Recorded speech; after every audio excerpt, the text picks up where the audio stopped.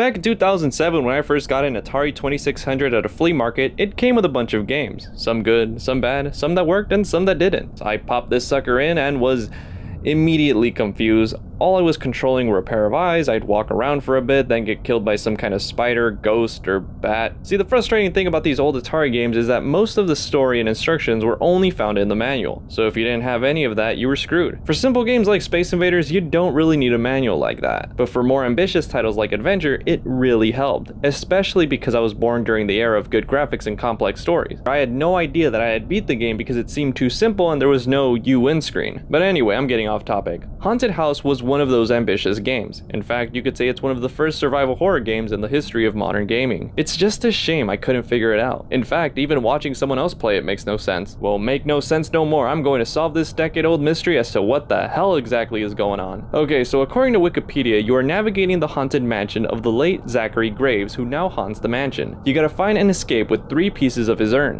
Why you're so concerned about someone else's urns, I couldn't possibly begin to guess. Maybe you're a relative. So despite all the rooms looking the same, you're actually going up and down floors. There are 3 floors and a basement to explore, which is silly because the basement might as well be one of the floors. There's no differences. There's a bit of strategy involved as you can only hold one of 3 items at a time: a key to open doors, a scepter to ward off evil spirits, or the urn. If you get hit by monsters 9 times, it's game over. To help you in finding these items, you can turn on a match to illuminate your surrounding area. If a monster is too close to you, it will blow out your light. On harder difficulties, the walls of the house are invisible unless you light a match, which makes sense. I don't think a haunted house would have working electricity. So there you have it. It's actually quite simple to understand what to do once you've gotten that vital information. The biggest confusion still comes from trying to figure out where exactly you are because everything looks the same, but the numbers do help a little in keeping track. It's easy to forget that this game came from a time before in-game maps. I gotta commend this game for attempting to make a scary game on such a primitive console. It couldn't have been easy, and the designer was obviously looking ahead than what was considered standard for video games, but it also makes me appreciate how far we've come in terms of technology.